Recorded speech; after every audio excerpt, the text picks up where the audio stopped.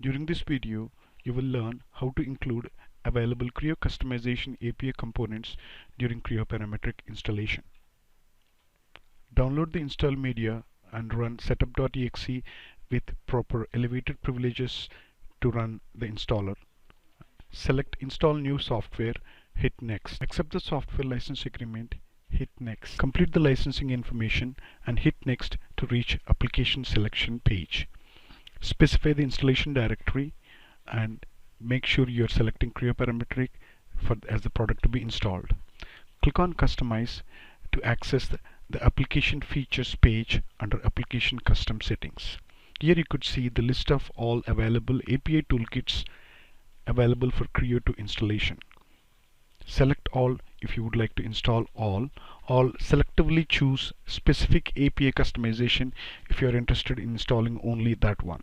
In the listed API customizations, Creo Parametric Toolkit, Creo Object Toolkit C++, and Creo Object Toolkit Java licensed version and Creo UI Editor needs additional licenses. Let's see how these additional licenses could be configured.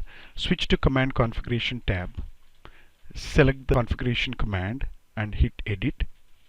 Based upon the licenses availability on your license servers, you may have licenses to run the software, startup extensions, and floating options.